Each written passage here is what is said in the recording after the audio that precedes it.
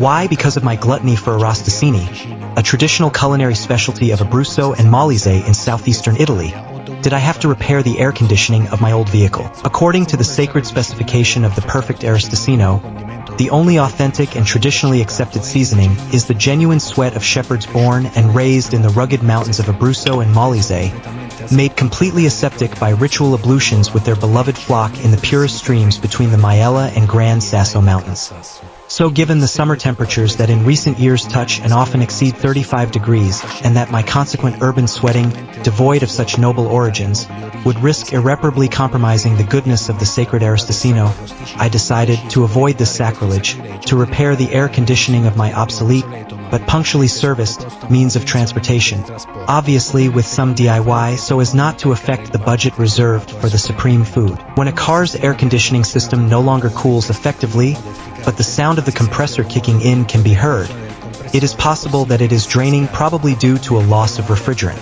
Some typical symptoms include the emission of insufficiently cool air, prolonged time to reach an adequate temperature, and the presence of unusual noises from the system, such as a sort of gurgling noise from behind the dashboard. If these symptoms are present, the system may need to be recharged or checked for leaks. There are a number of do-it-yourself solutions depending on the problem. If the system is simply drained, you can use one of several refrigerant gas refill kits on the market, possibly combined with a leak tester, to restore operation quickly and inexpensively. In my case, I first used a kit consisting of a syringe bale sealer and a canister of refrigerant gas. However, after about 2 months, the system again stopped cooling adequately, probably because the syringe turifol, which is useful for permanently sealing microleaks of refrigerant gas up to 0.3 millimeters on both rubber and metal components in all automotive air conditioning systems, took some time to take effect optimally, allowing more gas to leak out in the meantime. Therefore, subsequently, I decided to also attempt a second refill, but with a 3-in-1 canister kit, which allows sealing especially rubber parts, lubricating and refilling the system in one operation, solving, probably in synergy with the previous treatment, the problem effectively, at least so far.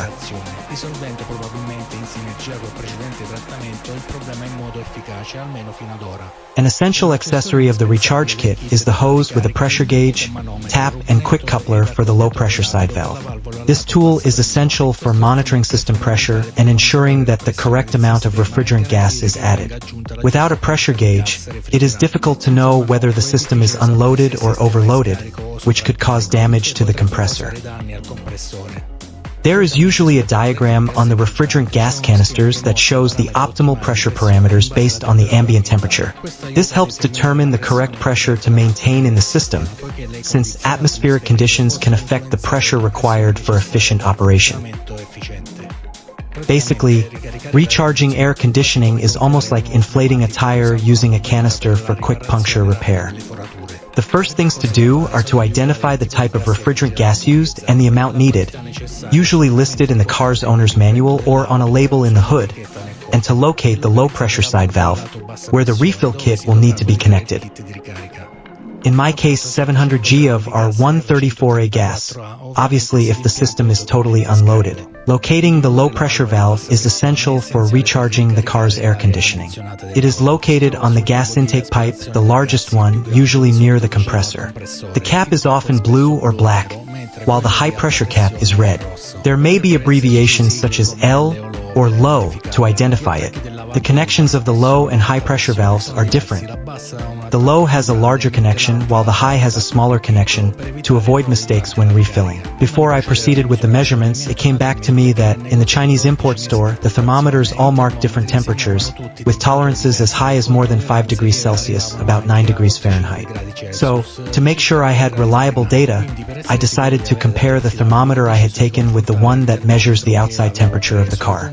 I noticed an increase of about 3 degrees Celsius, about 5 degrees Fahrenheit, and I will keep this deviation in mind for future measurements.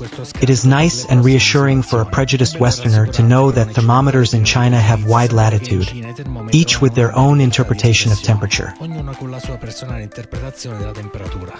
To make the refills, I used all the gas available in both canisters, i.e., the stated approximately 250 g of each equivalent to about 650 g of our 134A gas.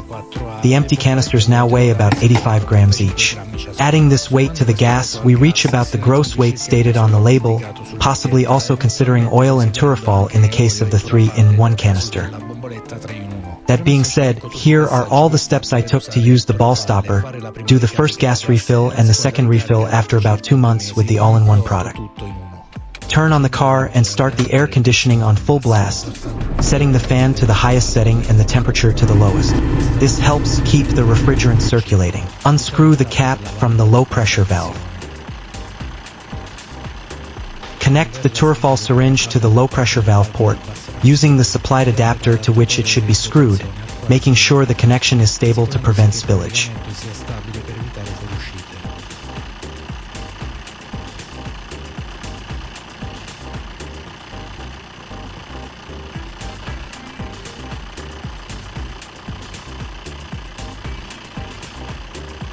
Depress the syringe slowly, holding it firmly, to inject all of the ball stopper fluid into the system, as indicated in the instructions. Leave the air conditioning on for at least 10 to 15 minutes, allowing the turfol to circulate well and reach any leaks, sealing them off.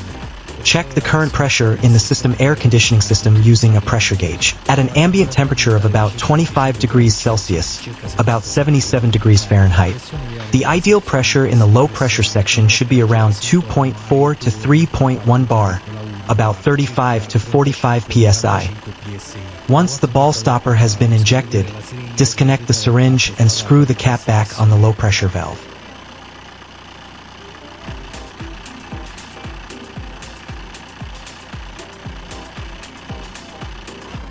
Shake the refill to mix the coolant.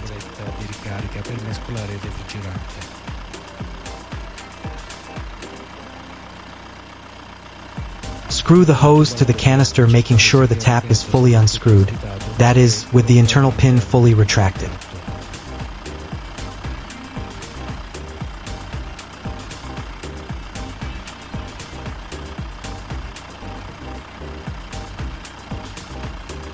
After checking the pressure, unscrew the cap from the low pressure valve and connect the hose with pressure gauge and tap to the low pressure valve.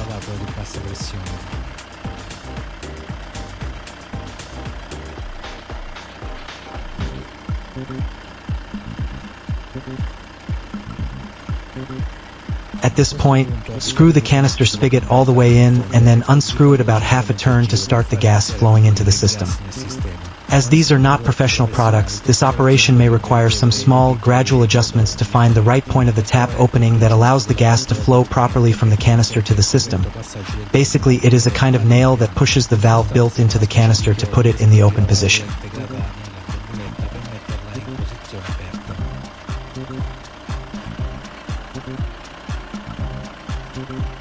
Monitor the pressure gauge, as the pressure should rise to ideal values of 2.0 to 3.0 bar, about 30 to 44 psi.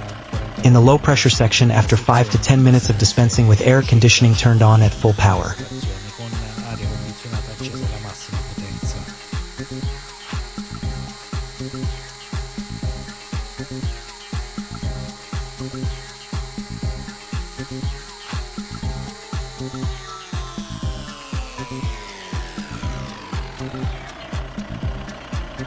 By unscrewing the entire tap, the valve of the canister will close. When you are sure that refilling has been done, disconnect the hose from the low pressure valve, taking care not to let gas escape, and screw the cap back on the valve. After completing charging, check the temperature of the air leaving the car's vents to confirm that the system is working properly. In my case, with about 28 degrees outside, 82 degrees Fahrenheit, the temperature at the air vent is about 5 degrees 41 degrees Fahrenheit, taking into account, as mentioned before, the thermometer's about 3 degrees 5 degrees Fahrenheit starvation. Therefore, the air conditioner works perfectly, falling within the typical range of about 4 to 10 degrees, 39 to 50 degrees Fahrenheit, or 20 degrees 36 degrees Fahrenheit less than the outside temperature. Unfortunately, about 2 months after my first refill of our 134A gas in the car's air conditioner, I noticed, as anticipated, that the system was not working as well as before. The air conditioner was not cooling adequately, which made me think that a second refill could have further improved the efficiency of the air conditioner. This time, I chose a 3-in-1 product, which is very practical because it contains not only the refrigerant gas, but also a ball sealer and oil for the air conditioning system. This solution has several advantages. The bale sealer helps seal small leaks in the rubber parts, while the oil keeps the seals and system components in good condition, prolonging the life of the system. Using the 3-in-1 kit, I followed a similar procedure as with the gas-only can of the first refill. After preparing the vehicle and checking the system pressure, which was just below the minimum values, I connected the hose with a pressure gauge to the low-pressure valve. After shaking the canister well, I turned the engine on and the air conditioning on full blast. At this point, I screwed the canister valve all the way down and then unscrewed it about half a turn to allow the product to flow into the system. During this process, I carefully checked the pressure gauge to make sure the pressure remained in the optimal range.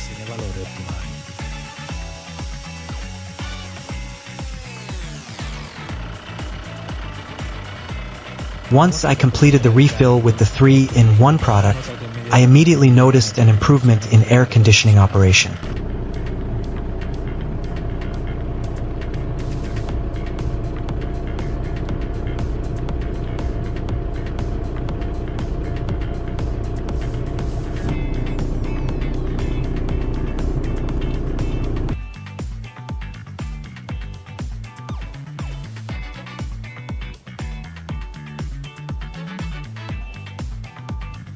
In fact, during a short test run with temperatures of about 36 degrees outside, 97 degrees Fahrenheit, I detected about 8 degrees 46 degrees Fahrenheit at the air vent, always taking into account the oft-mentioned 3-degree, 5 degrees Fahrenheit, thermometer starvation, but semi-frozen arms and feet were definitely the most reliable yardstick.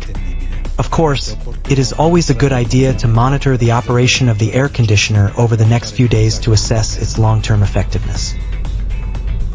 In conclusion, if you are handy and consider the high cost of repairing an air conditioning system, even for an older car, trying one or both methods of sealing the system or simply recharging it might be a good idea. Of course, if you notice right away that the system is completely drained with very low pressures, and if after any refills the system empties completely in less than a month, it is probably useless to insist. In this case, if you don't want to spend on a professional, you can try a few gimmicks to get some refreshment, such as using vintage bamboo seat covers, placing ice buckets in the passenger compartment, installing a portable home air conditioner in the trunk, or, in an extreme way, using an angle grinder to turn the car into a convertible, hoping not to compromise the fundamental structural rigidity and not to look like a retired porn star vacationing in Molise.